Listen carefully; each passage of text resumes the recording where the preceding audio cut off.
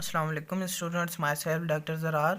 कल हमने पढ़ा था वायरसेस के बारे में, उसकी हिस्ट्री पढ़ी थी और आज हम पढ़ेंगे उसका इंट्रोडक्शन। तो वायरसेस क्या है? ये न्यूक्लियो प्रोटीन है, क्योंकि ये बना होता है न्यूक्लिक एसिड और प्रोटीन से। और इसमें क्या है, स्मॉल क्वांटिटी में लिपिड भी मौजूद होता है। और वायरसेस वर्ड जो है ना, ये ड्राइव हुआ है लैटिन वर्ड वेनम से, जिसका मतलब है पॉइजनस फ्लूइड। क्योंकि अर्ली पीरियड में पहले क्या समझा जाता था कि वायरस जो है वो क्या है, एक जहर है। और वायरसेस क्या है, एसेलुलर इन्फेक्शियस एंटिटी है जो बनी है आरएनए या डीएनए से। क्या है, या तो आरएनए मौजूद होगा या डीएनए मौजूद होगा, किसी भी एक वायरस में दोनों चीज़ें एट अ टाइम प्रेजेंट नहीं हो सकती। और क्या है, वो इनकेज होता है प्रोटीनेशियस कोट में। रिप्रोड्यूस करता है सिर्फ और सिर्फ लिविंग सेल में, क्योंकि उसमें क्या है, मेटाबॉलिक और बायोसिंथेटिक मशीनरी एब्सेंट होती है। उसमें बायोसिंथेटिक या मेटाबॉलिक मशीनरी प्रेजेंट नहीं होती, इसीलिए वो क्या है, आउटसाइड द होस्ट या फिर इन द एटमॉस्फेयर वो क्या है, नॉन लिविंग जो है ना फीचर्स अपने शो करवाता है। वायरसेस क्या है, इंट्रासेलुलर ऑब्लिगेट इंट्रासेलुलर पैरासाइट है। ऑब्लिगेट इंट्रासेलुलर पैरासाइट का मतलब है कि वो डिपेंडेंट है होस्ट पे। होस्ट के अंदर रह के, उसकी बॉडी के अंदर रह के उसे क्या है, कोई भी डिजीज़ काज करेगा, उसे नुकसान देगा। और क्या है, हम वायरसेस को ग्रो नहीं करवा सकते आर्टिफिशियल मीडिया में, जैसे लैब वगैरह है उसमें हम इन्हें क्या है, ग्रो नहीं करवा सकते। और सेल थ्योरी के बारे में कहा जाता है कि ये एप्लीकेबल नहीं होती वायरसेस पे, क्योंकि वायरसेस जो है वो एसेलुलर है, उसमें कोई भी सेलुलर स्ट्रक्चर प्रेजेंट नहीं होता।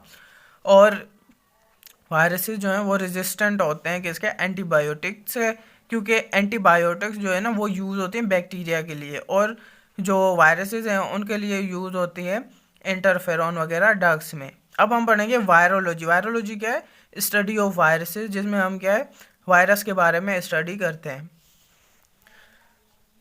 अब तीन जो है ना ऐसी सिमिलर इन्फेक्शियस एंटिटीज़ हैं जो मतलब वायरस से छोटी हैं, दो वायरस से छोटी हैं। कैसे, जैसे प्रियोन है। अब प्रियोन क्या है, प्रोटीनियस इन्फेक्शियस एंटिटी है। ये बनी होती है सिर्फ और सिर्फ प्रोटीन के साथ, इसमें कोई भी न्यूक्लिक एसिड प्रेजेंट नहीं होता। और ये क्या काज करती है, मैड काउ डिजीज। अब दूसरा है वायरॉइड। वायरॉइड क्या है, ये आरएनए कंटेनिंग इन्फेक्शियस एंटिटी है। इसमें क्या है, प्रोटीन एब्सेंट होती है, सिर्फ और सिर्फ क्या है, आरएनए होती है। और ये काज करती है हेपेटाइटिस डी। और तीसरे नंबर पे आ जाती है विरियोन। विरियोन क्या है, एक मेच्योर वायरस को कहा जाता है विरियोन। और यह बना होता है न्यूक्लियो प्रोटीन और लिपिड से, न्यूक्लिक एसिड, प्रोटीन और लिपिड से। अब सब वायरसेस में जो प्रोटीन है ना वो कॉमन होती है।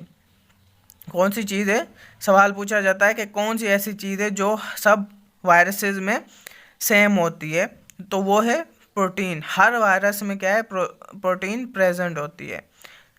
अब वायरस क्या है, रिप्रोड्यूस करते हैं रेप्लिकेशन के थ्रू। क्या है, फेनोमेना जो यूज़ होता है वो रेप्लिकेशन है। जैसे बैक्टीरिया में क्या है, यूज़ होता है कॉन्जुगेशन,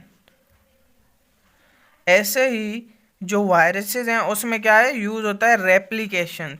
और केमिकल कंपोजिशन क्या होती है वायरस की, जैसे कि हमने पहले पढ़ा, न्यूक्लिक एसिड, प्रोटीन और लिपिड।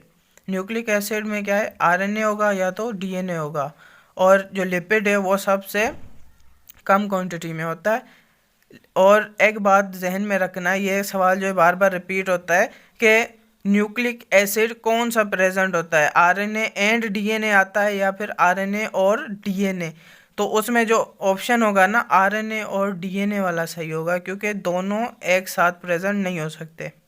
और मेथड जो है ना, जो यूज़ होते हैं किल करने के लिए वायरसेस को, वो क्या है, प्रिवेंशंस, वैक्सीनेशन और ड्रग्स जैसे इंटरफेरोन वगैरह हम यूज़ करते हैं।